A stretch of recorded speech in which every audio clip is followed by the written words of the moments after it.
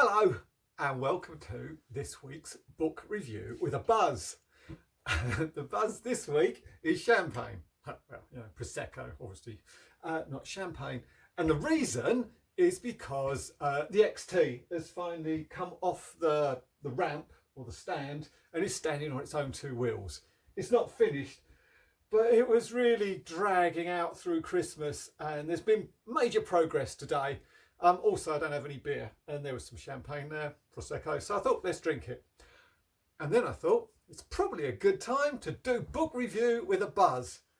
And it is a buzz with an empty stomach. Let's see how it goes. The book I'm going to talk about today is a book by a guy called Stephen Holmes. And the book is called To Infinity and Beyond.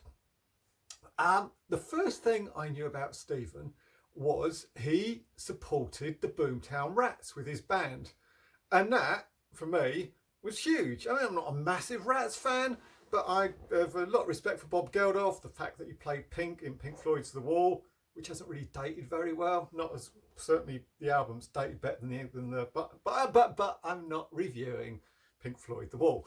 So yeah, he supported Boomtown Rats, which, bam, got my attention. And I met him the first time at a motorcycle show where we were doing this. He was guest author for the day, and I took a back seat, and he stood there selling his book. Which reminds me, the point of book review with the buzz is not to preview or review high-profile books like Elton John's autobiography, although it's brilliant, because he doesn't need the publicity, does he? This is a little platform for lesser known authors, which I've come across as a lesser known author. And I thought, give them a little leg up. Maybe, a few people watch this video and it might just help it. And in fact, from the previous videos, people have bought the books I've spoken about, which is brilliant. That's the bloody point of it. Anyway, this is the book. Don't worry, I'll fix it in the edit. This is the book I'm talking about. Now, this is brilliant because they did the Americas. Okay, everybody does the Americas, don't they? There are that many books about the Americas. But this is not your midlife crisis, bought a BMW GS and went from Alaska down to Ushuaia. Which is fine if you want to do that, but don't write a book about it. There's plenty. In fact, my worst selling book, Different Natures, is about the Americans, and I'm convinced it's worse. Well, one of them has to be worst selling, doesn't it? I'm convinced it's worst selling is because it's about the Americans. People don't even bother to look inside, but when they do, the answer is always the same. So, this is the best written of all your books. Yeah, I bloody know. It's the third one. Of course, it's the best written. I was getting quite good at it by then. Anyway, I'm not here to promote my book. I'm here to talk about Stephen's. The thing about this trip is that Steve was influenced by the Motorcycle Diaries, the book about Che Guevara and his mate Alberto did through South America. And him and his mate Pete, not Che's mate Pete, Stephen's mate Pete, decided they were going to do something similar. So no GSs here. They both bought some pre-war Norton 500s to not only replicate the journey, but to replicate the bikes that the journey was done on. Now, one of the bikes, his mate Pete, who was a good mechanic, was really good. The other bike, not so good. I think, in fact, they ended up putting I think they were pre-war bikes, but they ended up putting an engine from a 1950s Norton in there. But just to make it work. Now, they didn't do an awful lot of riding beforehand. I think they'd ridden it like a total of 6 miles from his mate's house down to the beach and back again before they were crated and put in a container to Buenos Aires. And inevitably, when they arrived in Buenos Aires, Pete and Stephen, they had a really long wait to get their bikes. This always happens when you ship a bike. Going off topic a little bit, if you're going to go and meet your bike somewhere, fly it out, ship it back, because they always delays at a port. And so they had a very frustrating 2 or 3 weeks in Buenos Aires, waiting to get their hands on their bikes before their journey could even start.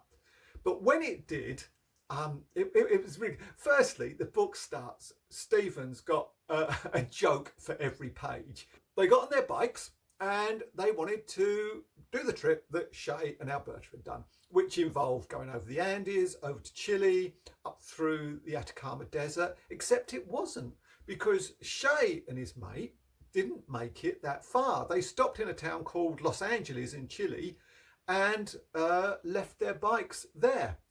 They continued their journey, but not on motorcycle. However, Stephen and Pete did go through the Atacama Desert. They went up into Colombia and ended up in Venezuela. They went through some extreme weather, through some sandstorms. They took their bikes on boats across the Amazon or up the Amazon. So it was a really high endurance ride, not least because the bikes are old. Stephen will openly admit he's not a mechanic. This is the third book in a row I've reviewed where the rider really doesn't have any mechanical skills. Luckily his mate Pete does. And strangely, the fix to every breakdown seemed to be put in another spark plug, and it just kind of fixed it. So they were plagued with mechanical problems, but of course when you've got a bike that old, there's still logic involved in diagnosing the problems. You know, you haven't got to get your fault diagnosis kit out and find your error code and then order your part number from your latest dealer. This is sort of easier to bodge, I think. And he called his bike Kate, not after Kate Winslet, after the other Kate Moss, I think. Maybe because he was a Rolling Stone and gathered none. But anyway, so he referred to his bike all the time as Kate. That's a nice endearing name. So that's the book I want to tell you about. Again, don't want to ruin it for you, but I want to tell you the fact that it's different because they were old bikes, because they recreated a journey, and Stephen was clearly passionate about Che and well researched about Che, what he'd done. I mean, the trip started with a little holiday, you probably want to call it, to Cuba, just for more research. So he was tracing the tracks of a hero, and it was a trip with a real, it wasn't just going off here because that looked like a nice lake somewhere. It had a strict itinerary. He wanted to trace the steps of Che Guevara.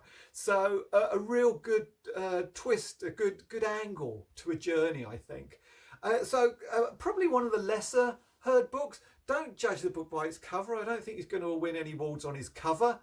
But it's a really good story. And again, it's one of those books I've had in my library for years. And when I finally bothered to read it, it was a page turner. I am going to review some shitty books here eventually as a warning.